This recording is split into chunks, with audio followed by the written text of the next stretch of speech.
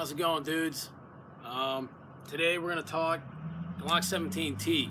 Notice that on YouTube there wasn't any videos really that kind of got underneath the hood that were of good quality. So Glock 17T and what makes it different than your standard Glock 17. First thing that people notice right off the bat is Glock 17T has a blue frame.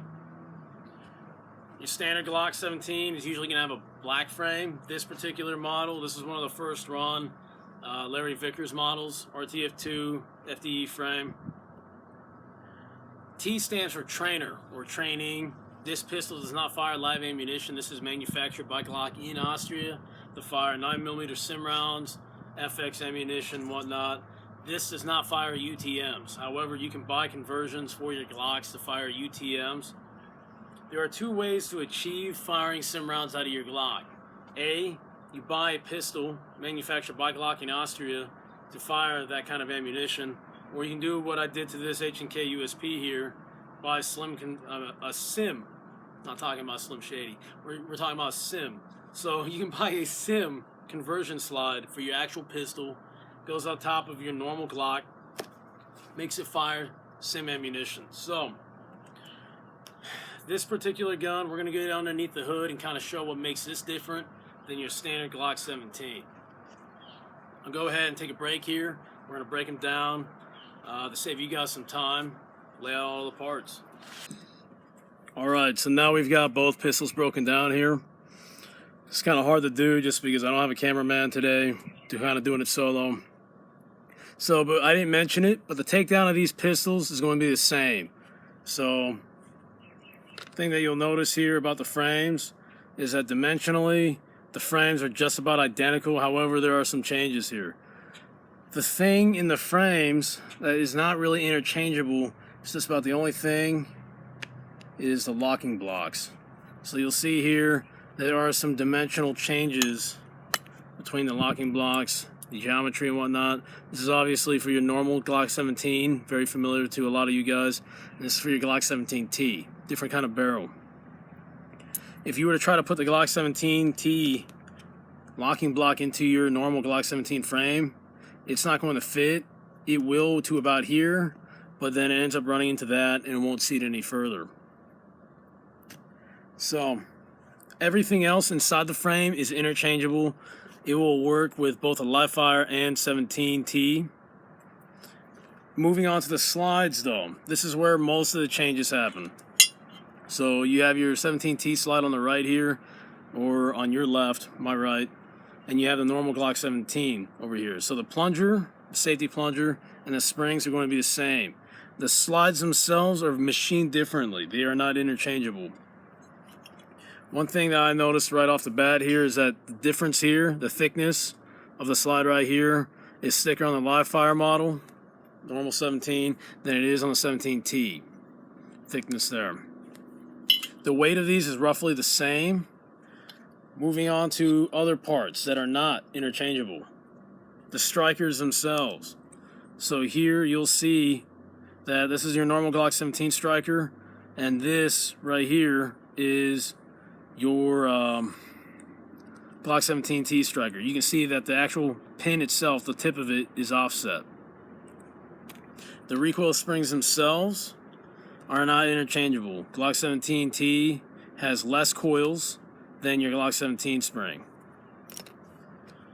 These are interchangeable. These are the same. Doesn't matter. Your extractors, they're also going to be different. They will not be the same. So your Glock 17T extractor has a different geometry than your normal Glock 17 extractor. It's very subtle. I don't really notice the difference, but they are indeed different parts, not interchangeable. Other than that, everything else is interchangeable between these two pistols. Slide stops, all your pins and whatnot. The barrels, I forgot to mention that. The barrels are also very different.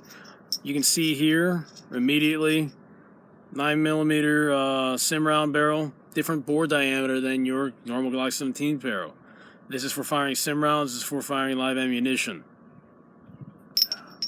The bottom of the barrel, the geometry is different. This is direct blowback, so the way this barrel is in the gun is a lot different than the normal Glock 17 barrel. I'll show you guys here if we take, let's start with a 17. We take the 17 slide. If I move this barrel around, give me 1 second. I'm gonna have to put that on hold. So if we put the Glock 17 barrel in the Glock 17, it moves around freely up until it goes up to the breech phase, and now I can't move it rearward or forward anymore. If we do the same thing with 17T barrel and the 17T slide, it'll move back and forth. This barrel does not lock up the same way it would in a normal Glock 17. This is a direct blowback operated pistol. Other than that, these pistols are very similar. They share the same weight characteristics. A lot of the parts are interchangeable. If you install an aftermarket trigger in your Glock, there's a good chance it's going to fit and work in this gun. You know, so there really is a lot of simplicity in the design in both designs. I believe Glock 17s have about 37 parts in each of them. It's either 37 or 34. Can't remember off the top of my head. Very simplistic design. It's a very reliable means of sending sim rounds out of a gun. So we'll go ahead and just put these back together, take another break. Alright, so we've got these back together. Disassembly, assembly is very simple. It's just like normal Glock 17. Just don't want to bore you guys with me taking these apart and having all that on camera, because a bunch of other videos cover that. They take down the exact same way. So reasons to own one of these: force on force. That's pretty much it. No any other good reason for it. You'll end up using a lot of these pistols and whatnot if you end up taking a class like ECQC with Craig Douglas. Great instructor, great curriculum. Highly recommend his class. Highly recommend the instructor himself as well. So there's classes like that where you're doing a lot of force on force with concealed carriers. That's a concealed carrier oriented class. For a lot of law enforcement guys, you'll end up using stuff like this, or if you're doing shootout stuff, you'll end up using carbines. Myself personally, I sometimes role plays OP4 out at Direct Action Resource Center here in Little Rock area, and I prefer to have one of these for both force on force training. When I get together with some of my friends and whatnot, we'll pat each other down, we'll sanitize each other, and we'll do, you know, shooting from retention, grappling and whatnot, getting a hold of the gun. This is great for that, you know, because if you can manage to fire the gun, no one's going to get killed, no one's going to get hurt. Sim rounds, kind of getting like shot by a paintball gun, so big deal. However, as an OP4 guy, I also prefer this over long guns. So the big thing about long guns is that, you know, you can use a force on force bolt carrier group, drop that in, it replaces your standard bolt carrier group, and you end up using the same kind of sim ammunition except for the rifle. My preference for handguns, sim handguns, as opposed to using sim rifle rounds, is that often the rifles are less reliable than the handguns. It's not unusual for something like the sim rounds to get stuck in the bore of your rifle. So when they get stuck, they end up stacking and none of the projectiles end up leaving the barrel. Sometimes you'll have failure to eject issues, failure to feeds and whatnot. The rifles are just more finicky than the pistols are. And Ben Miller from Lone State Armory, he taught me a few tricks about how to get these long guns to run better. His recommendation was Springco Yellow Spring, H2 buffer. His recommendation goes a long way, makes the gun a lot more reliable, but still my preference for a handgun remains. They both operate on direct blowback. They both operate on direct blowback, so this is very fast, very simple, as is this. The cyclic rate for this is less, and I wonder if that has something to do with it. You know, there's a lot of mass moving back and forth. Just off topic, another thing, when you're using force on force ammunition, you want to take off your suppressor. Surefire, they make training suppressors explicitly for that. It's just a big hollow tube. It has the same length and the same weight as the actual suppressor. Knights Armament with their QDC line, I don't believe they have anything like that yet. So, talking about where do we get one of these? These are pretty hard to find. You have to be a part of a law enforcement agency to get something like this. Alright guys, my bad. Beautiful doggo knocked over the camera. She kind of does that a lot. So, back to where we were though. Glock 17Ts. Where do we get these? How do we find them? So, considering Glock only sells these to law enforcement agencies. They're pretty hard to come by. When you find something like this, it's typically going to be on a place like Gunbroker, Guns America, your private forums, AR15.com, M4Carbine.net, places like that. You'll find these. This pistol included, pretty much all of them are going to be law enforcement trade-ins, so you're going to expect to pay a premium. This, you can usually buy something like this for around $5. RTF2 model, a little more. Unfortunately, your Glock 17T, you're going to expect to pay, north of $6. I got a little lucky with this guy. Really good shape. You can find stuff like the Gen 4s out there. They're really hard to come by, though. Expect to pay even more of a premium for the brand new Gen 4s. The Gen 3s and the Gen 2s and whatnot, they're in varying condition. This one's actually one of the newer models. It's got 2 pins up front, pin in the rear, 3-pin model. And it doesn't have the mag well cut out in the front. So it's not unusual to come by a lot of the older models that do have mag well cutouts and only have 2 pins.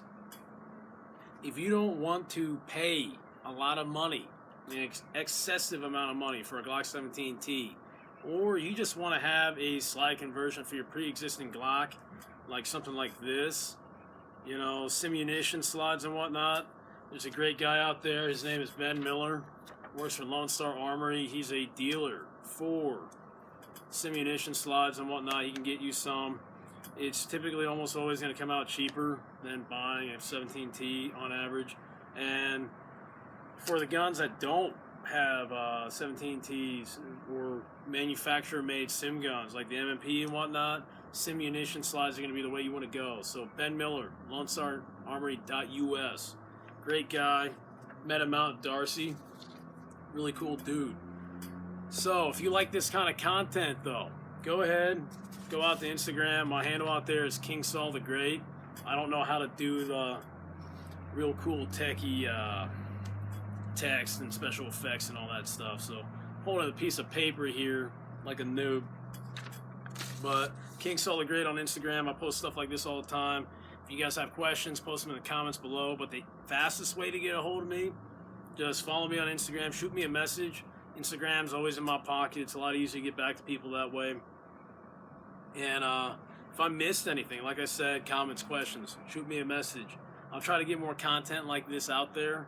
I'm going to send this guy off for an RMR, so when I get this guy back, I'll post an update video, and I'll post a video of using this guy with some night vision. I just bought a TNV Sentinel, waiting on that right now. It's being built by Sam Houston over at TNVC.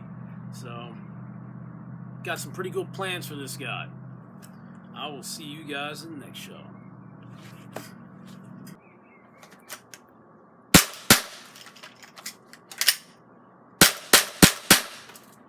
Both I say, what?